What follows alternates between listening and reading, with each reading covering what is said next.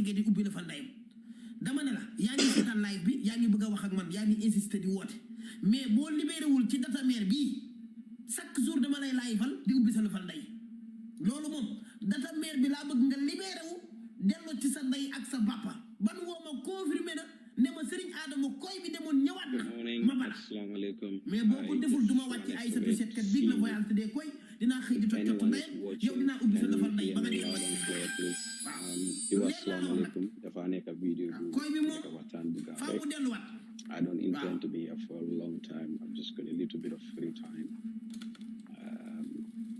Just beheading what I put on the video. If anyone is watching, please just give me the thumbs up. A like that you can hear me loud and clear. Before I proceed with the video, and then no one will be able to hear me. Trump, I think you are watching. Can you hear me loud and clear, please? Once again, Merry Christmas to all our Christian friends, brothers and sisters that are going to celebrate Christmas in 2 days' time. And a Happy New Year in advance. Right, the video is going to be a quick video.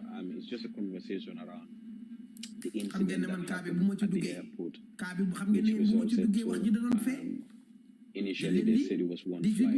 That's what was reported. But as we've seen in the press conferences, these were over 5 international flights that were diverted to Senegal.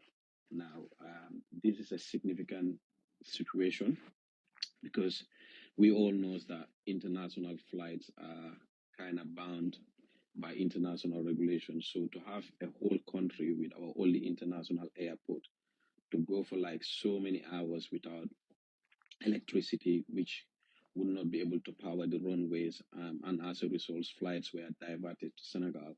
That's some alarm bells, and it's very concerning. And I believe the Gambian authorities, the Gambia Civil Aviation, NAWEC, and the president and the government needs to get to work and stop blaming issues or blaming other people. Because it's funny, like when this incident happened, first and foremost, it was like NAWEC problem. But my first reaction was this not the airport where we spent over $10 million last year to renovate for the OIC summit? What happened to that money? Because NAWEC, their electricity supply is very erratic. So for such a huge amount of money you spend in an airport renovation, you're factoring even to try and get a very good standby generator, you'll be able to power the entire airport without having to rely on NAWEC. That's another question.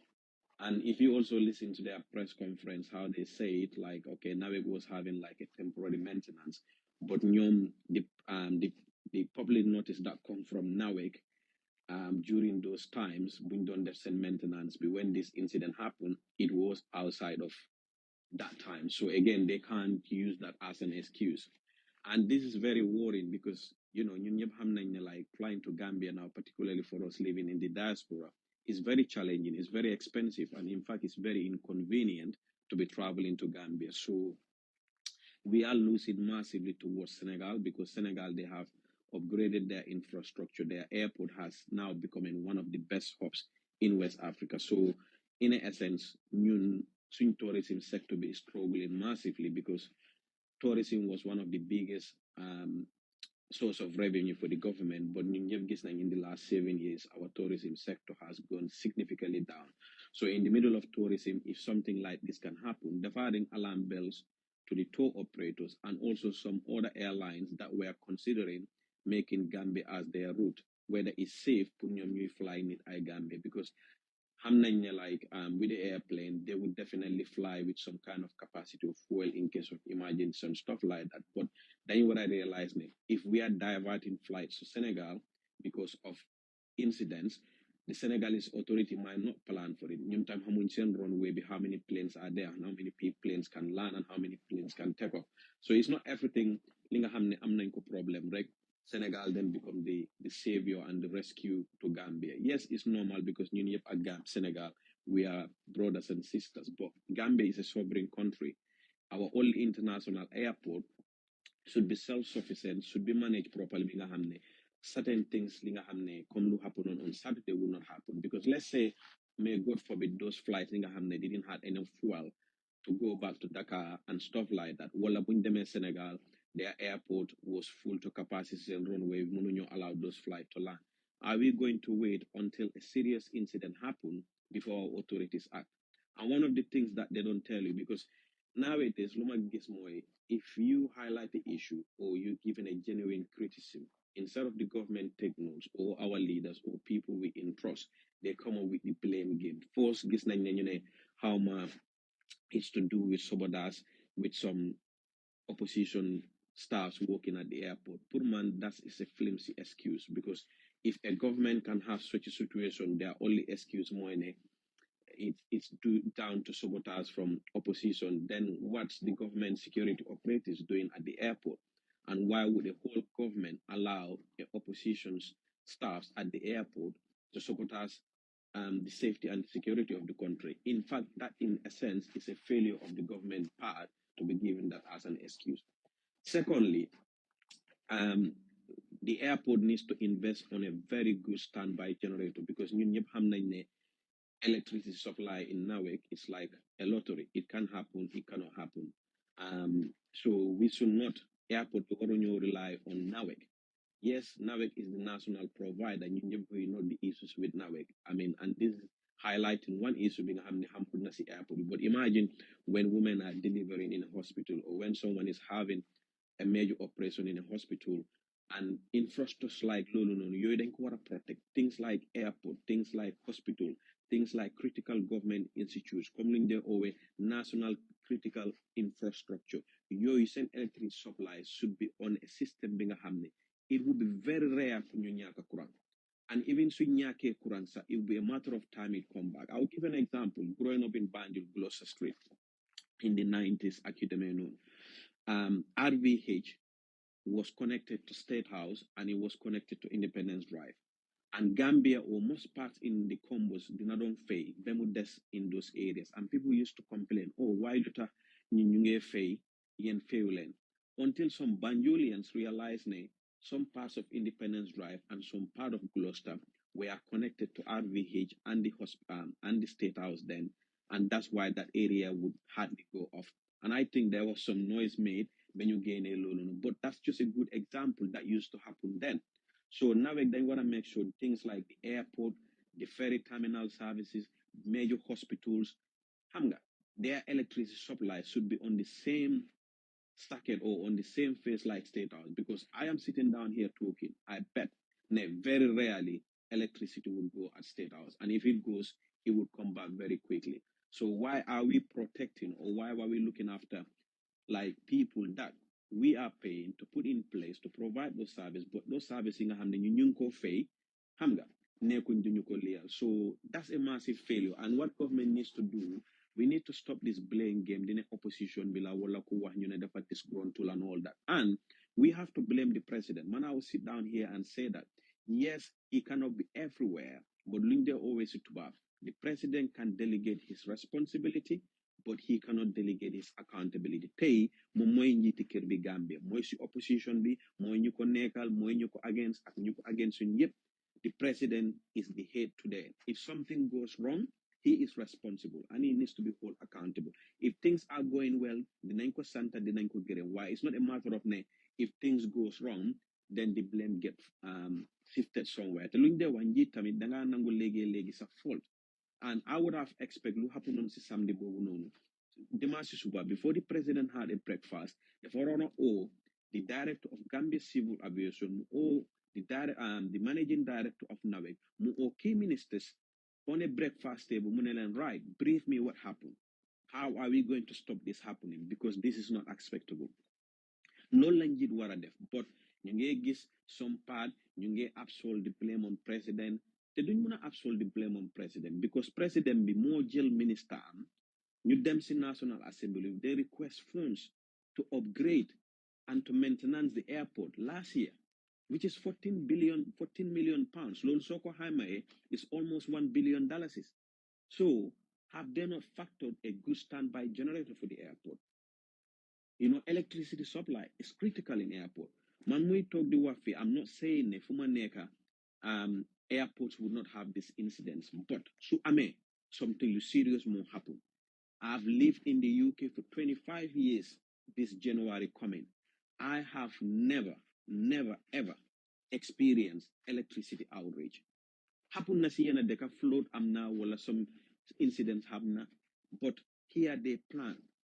They even lolo su amee sa their national infrastructure ñi nga xam ne moo dee doxal dëkk bi will stay on power, which is like your airports, your hospitals ak yu demee noonu. So let's stop the blame game. Su nit waxee nekkul dañ bañ président Barrow waaye tey moom mooy njiit bi, moom moo war a mun a faj, moom moo war a mun a ñaaka faj.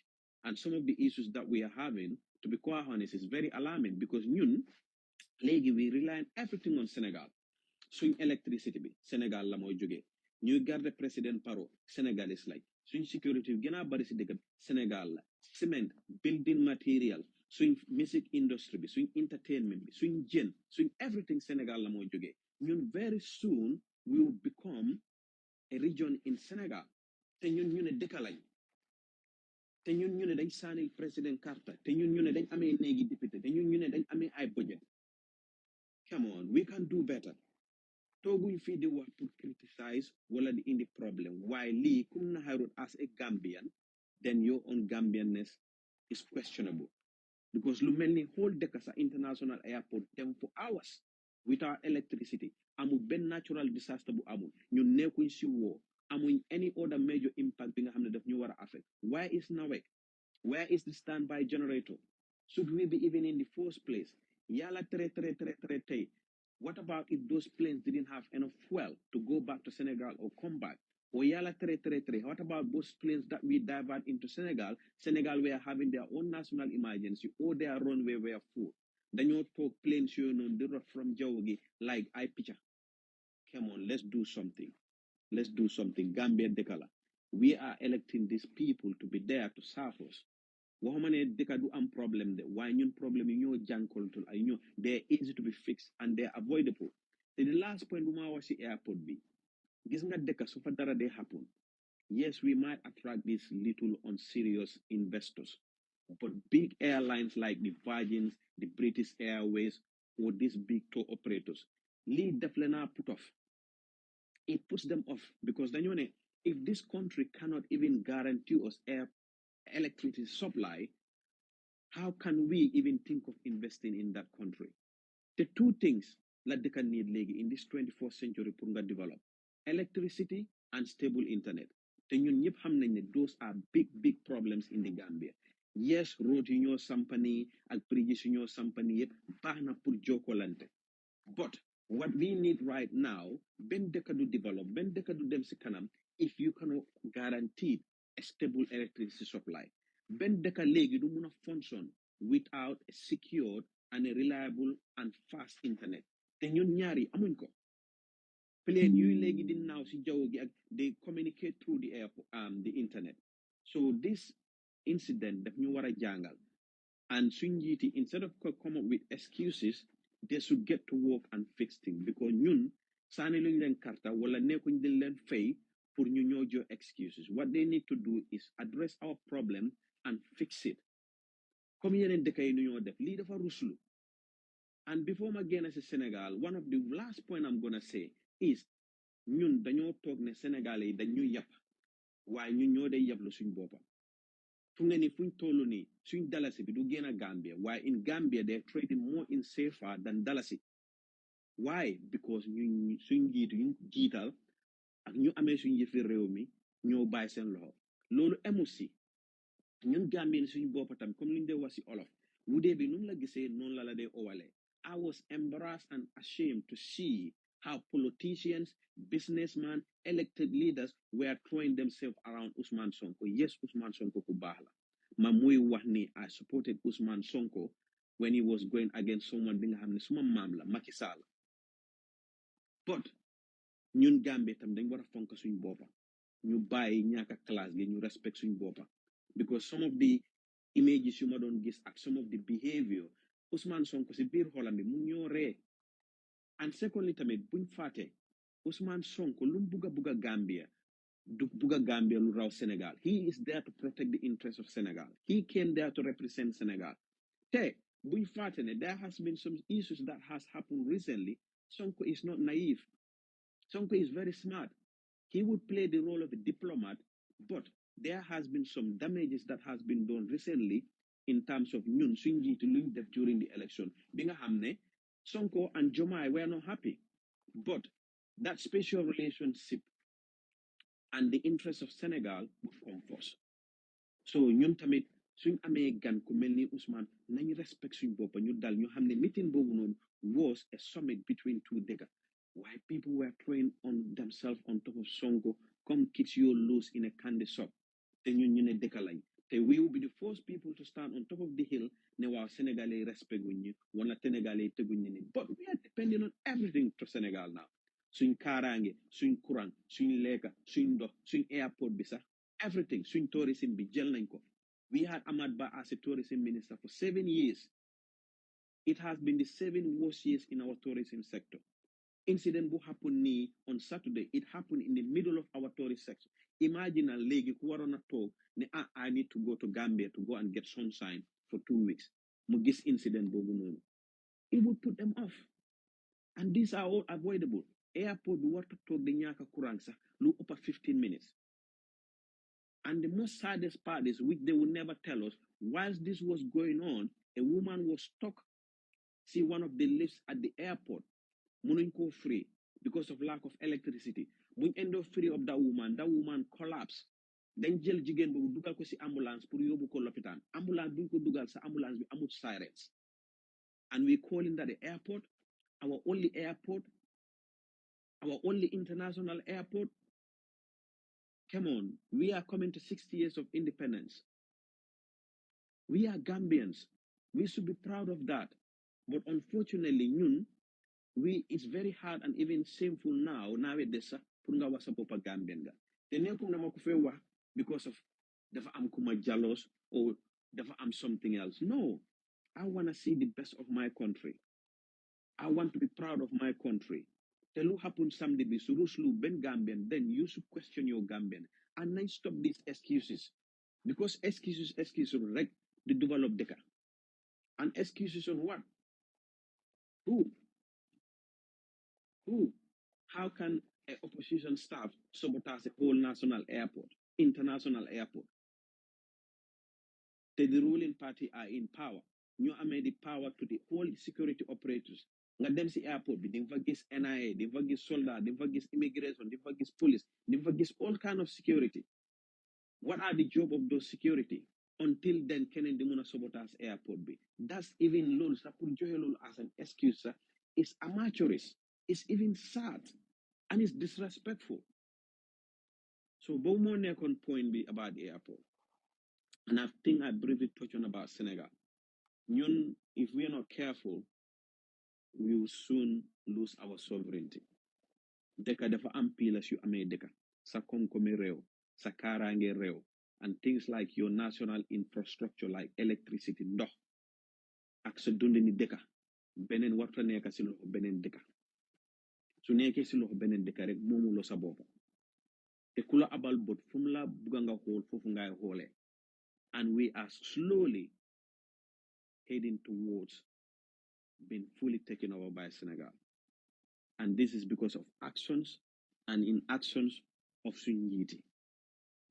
Gambia and Senegal, yes, magag rakalañ, but we are two different countries. Senegal duñ bugal Gambia jaama bee mu raw luñ bugal Senegal. Te niki balaa ngaa dem bale si biti bale sa biir kër. Our leaders are failing us. What is happening right now in the Gambia is unacceptable. It's not too late, but we need a massive overturn. Ñun ñu ngi amee soldaari réew. We've said about security sector, the people for Jam again, it's coming up to 8 years. Why is that security sector reforms? The areas in Casamas are all controlled by the Senegalese forces. Don't even dare tell me it's economic. It's not economic. Loliep is to preserve and protect the Senegalese interest. What about the Gambian national interest? Ñun dëkk boo xam ne dañ amee suñ national anthem, ñu amee suñ boundary, amee suñ flag, amee suñ passport. we should be able to take care of ourselves. Why nekkul everything rek we run towards Senegal. Everything rek we expect Senegal to rescue us. Nit ki nag ku laa jox ndeewoo di la jox añ di la jox reer su yàggee mu yab la ante yabel boobu noonu ñun ñoo ko war a mun a génne suñ boppa in through our njiitu yuñ jiital. And I'm not saying this to damage or to undermine or underplay the importance new relationship with am ak Senegal. But Gambia dañ ne Gambia was Senegal. That's something li nga xam ne if we are not careful nekkul Kolda or Tambacounda sade we will be less than a region in part of Senegal. Te loolu it will be our worst nightmare. Suñ maam yi ñu xëy independence ba ñu am independence si tubaab bi this is not what they fight for. Things were more tricky and more tougher then than they are now. Why should we go back to the worst thing that our parents, our grandparents has fought to give us today, which is the Gambia? Now, my final point is about the budget. Gambia, ñun we are a poor country. Our budget, 75% of it through taxation and revenue collection. Mooy taxing in our fay, taxing your fay, ak revenue bu ñoo collect, 75% of it. So dafa mel ni $100 bu nekk, $75 of loolu noonu dañ ko expect pour ñu jëlaat ko si nit yi. Beneen 25% bu des dañoo xaar tubaab bi dimbale ñu o dañoo xaar tubaab bi lebal ñu. As I'm speaking right now, Gambia, our national debt has hit 120 billion, wamala million de, $120 billion, which is over $2 million. Billion dollars, sorry. Falla xaalis boobu noonu duga. And instead of emale bor bi foofu noonu ñu seet nu ñu wàññee suñ bor ak nuñ ko fayee pour moom suñ boppa wàññi suñ expense si nguur yokka suñ koom-koom déedéet ñu ngay gën a yokka bori di gën a dem pour lebi dafa mel ni yoon ko am $100 rek nga bugg a añee supa every day te yow sa $100 bi du la mun a jox supa da nga nit pour leb $50 pour lekka supa xëy na loolu soo ko def wan si weer bi sax o wan si at bi sax nit dina ko understand waaye every day nga bugg a lekka supa te sa dépense doyu dépassé supa te doon nga lekka ñankatan kese o cuuraa kese o mono kese without sukur nga fay ñi nga ameel bor ba bor yooyu noonu jeex nga mun a ñëw def sukur si sa soow bi teg si soow naan ko. That's what we should be doing as a country, but instead no, we are borrowing more and spending more. Spending on what? On a very small percentage.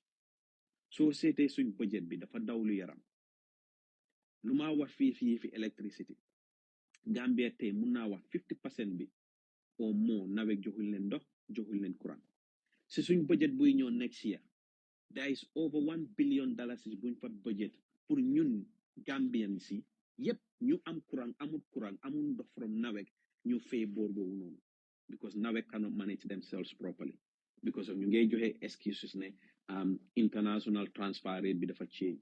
Gambia dëkk bu ndaw bi nga xam ne 3 million lañ 400 kilometers guddaay moo tut 80 kilometers in width 60 years of independence mu ñu ñoo supply suñ boppa electricity bu doy mu ñu ñoo supply suñ boppa ndox bu doy.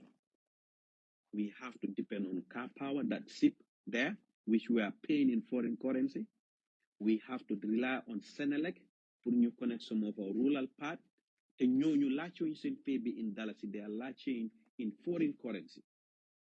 So as a result of swing Dallas banging them down, dollar banging them up ak CFA bi, that's where the gap is. So legi swing poor taxpayers nga xamne gisuñ courant gisuñ ndox sen xaalis la ñoo jël fay bori nawet boobu.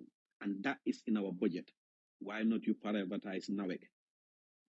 Why not NAWEC comes with some sustainable financial principles in nga xam ne ñoom dinañ mun a be viable and operative. Suñ generator ñu amoon depuis timing tubaab bi yooyu lañ fa amee benn tey. Why not we invest in renewable source of energy, wind, solar? Did it? We are maintaining those generators. li nga xam ne is not even good for the environment. Yeah, Gambians are paying their electricity through cash power. Why do electricity? And we've seen it here. President bi moo toog mu ne capacity buñ invest doy na ba ëpp na Gambia léegi. And that's 2 years. Why is that capacity? Why was that not capacity used at the airport? For the last 7 years, the grants and the loans and the funds we've got for NAWEC is over $10 billion. Go and check it out. It's there. I'm not making this thing up. Opanako. And we're not seeing any changes. But we will still continue to bail out the likes of NAWEC. Loan one aspect, let's see budget. The second aspect, hey, the president is the CEO of Gambia. Comme so amee company ku nekk si top CEO bi mooy president bi. You know, it's a constitutional requirement. Every year, president bi war a jóg dem toga waa farmer. That has been turned into a political campaign. Dëkk boo xam ne sa koom-koom dafa néew sa doole amul sa gannaaw. There is certain ways you need to spend your money. Depuis 2022 to now, every year for the last 3 years or 4 years, dañ dee jox president bi 6 million pour taw bi. Loolu la ko parliament di approval. Loolu lañ ko jox budget. Go and check it out. Every year, to meet the farmers taw bi dañoo spend 300 to 400% more than luñ ko allow. The every year finance minister bi ñoo si néegi député yi pour laajte leen budget instead of ñu ne finance minister bi dellu si président bi wala na président bi ñëw explain na ñun budget buñ ko jox lii la 6 million la. Why did he spend 30 million?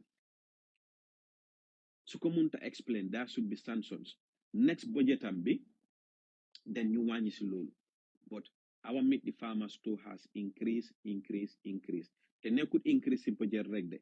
The actual spending is even higher. It's even higher. And it's getting away every year. The tobo ñu ko finance the entire Gambian population la. Muy MPP bi, muy UDP bi, muy PDOIS, muy beneen party. Ñu ne it's a constitutionally mandated tool. While ñun ñëpp gis nañ tobo speakers yu wax, they are all attached to the NPP. Wax yu fa wax, yëpp waxi politics la. Why can't the president, if he wants to meet the people, then I mean 7 regions in the Gambia, nañu o alkalo yep, o chief yep, o governor yep, ta say ñu West Coast ñu def fa benn meeting, mu explain his government policies and his government development agenda ak projects yum def ak yum defut for the next year ak at bu passé. Lolu is one meeting in West Coast. Bu dem fofu def the same thing in LRR. Xëy si benn fan bi sa su starté base mun naa def base ak CRR together. Mu wàññi expenditure security, mu wàññi this fuel to tam, mu wàññi this politics lii. Because tubaab bi dofatuñ léegi. They are seeing us. Ne yow doo dem ngay ñaani nga aaga si ki nga ñaan mu laa xoolee yaa ngi taka montor moom bu mu amut. Yaa ngi sol yére moom bu mu amut. Yaa ngi dawal moto moom bu mu amut. Su ñëwee seetsi la instead of mu gisee ñu ay saret wala ay moto yu màgget moto yu gën a seer si àdduna bi la ñoo dem teeroo tubaab bi yoonu si airport bi ñuy jaay jomba ñaaw te ñun fekkee lu ñoo lekk sax mutut wala doyut. Gambia is becoming a joke and this needs to stop. Yes, Abs, you are right. We are definitely becoming a region now, the country, sir, and it's very, very shameful because Gambia dafa need to develop. We are not that much. But instead, swing budget B is there for the few, and the majority are there struggling. Balama de Union and Yoka faility by 30%. It's a smoke in the screen. It's a smoke in the screen. Sellente president bi ñaata lañ ko face weer. Sellen minister yi ñaata lañ leen face weer. Sellen speaker bi ñaata lañ ko face weer. Sellen suñ MP yi ñaata lañ leen face weer. Teg si seen moto yi, seen essence, seen dundu ak seen dekookaay yëpp ñu ameel leen ko. And you see a grade 1.1 salary receiver in the Gambia. Until last year, this year, their take home was less than $3,000. $3,000. Saaku maalo bu correct 2,200. Yo ki nga fay $3,000 nga expect every day dafa war a fay pass pour dem liggéey nga expect every day warta leeb liggéey nga expect 5 days of the week dafa war a fay pass dem liggéey kooku weer bi dee amul dara lu moo yóbbu kër su dul $3,000. And you think that's right? How do our leaders sleep in the night? How does our National Assembly members sleep at the night? ñoom they are okay dañoo nelaw benn bandang ñu eewu ñu la tegal different kind of ndeewu ñuy dawal different moto ñuy taka ay jabar. The nurse is struggling. The police officer is struggling. The teachers are struggling. ñu ne léegi yokk nañ salary bi the minimum lu nit di war a yóbbu next year is $7,000 ñu ne minimum te loolu sax dañ ko xayma dañ ko promise it hasn't been a reality yet. Even su loolu nekkee reality $7,000 is stay Gambia. What is $7,000? Si ku am jabar am doom war a fay pass war a fay luwaas war a fay electricity war a yóbbu doomam yi lopitaan. What is $7,000? But look at the gap between the president ñaata lañ koo fay between the minister ñaata lañ leen a fay suñ député yi ñaata lañ leen a fay our top official ñaata lañ leen a fay dañ leen a fay ba di leen fayal seen téléphone di leen fayal seen yére yu ñoo sol te the people ñi nga xam ne ñoo moom xaalis boobu noonu they are struggling to put food on the table for their family nag soo ko lekk léegi maam yàlla du la wax ba ëllëg de ci jamono gi ci biir aduna gi fii la ko woon. And if our leaders are not prioritizing our poor people but themselves dinañ ko gis. It's unacceptable. A Gambian civil servant ñu ngi ko doon fay $3,000. It's pathetic. What is $3,000? ñu ne léegi yokk nañ ko to $7,000. But is that in line with inflation? Is that in line with the cost of living? Tey sala cabinet bu correct sax soo ko buggee rent in the combos minimum you cannot get it for less than $4,000. Saaku maalo bu correct you cannot get it for less than $2,000. Cash power ñëwagut courant ñëwagut so ñu ne léegi corruption bi si ñu nekk si suuf ñu struggle lañ koo xeex.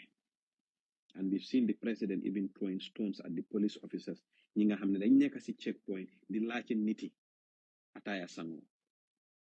Man, when I come to Gambia, it's not something I encourage. Waaye su ma ñëwee si checkpoint police def liggéey am nu war a def mu taxaw si naaj bi di ñu garde bàyyi njobootam kër su nuy wante man we respect mu def respect laaj ko everybody that I walk around with in the Gambia. I leave money at the door of the car. Officer, I'm General Attire School. Si xol bu sedda guy if we cannot thank and encourage and fight for a better pay for our lowly paid civil servants like the police, like the doctors, like the nurse, President Warulena Kichikacho. Na said mob surrounding him. How much is he getting paid? How much is his monthly food allowance? How much is his ministers getting paid? How much are the MPs getting paid? They don't want to fight corruption. Fact, we haven't fixed the pay of Gambian workers. And this is a big challenge being a man is something linga hamne I would advocate it. Hey, even though lolu sa doyut, why prefer am fu ñoo wara mëna commencer. We should say ne tay ben civil servant si Gambian warta yobu less than $10,000 is kër after tax in a month. Yes, we can do that. Kula ne dega bi wala government bi amuñ xaalis waxul la dega. We spend nearly $1 billion pour jënd ay moto si 2 days conference. That's what we did. Xaalis boobu mënta fata bunta boobu noonu. Xaalis bu ñoo sàcca di sampa ay taxa di wala di jëndal ay ministre ay moto yu seer di leen ceeñal ay moto ñuy naaw comme ay pilots def bu nekk conference ñu leen a fay ay padaim. Why can that money not be used to help the lowly paid people? Gambia dañ war a jiital ñuy struggle. Te my last word is mooy ñooñu parce que yéen a dee toppa si gannaaw politiciens yi yéen a dee toog di sànni karta yéen a dee toog di defend yana dee toog du wax lu nekk fii si président bi nañ ko seetluwaat fii laa emale vidéo bi bugguma woon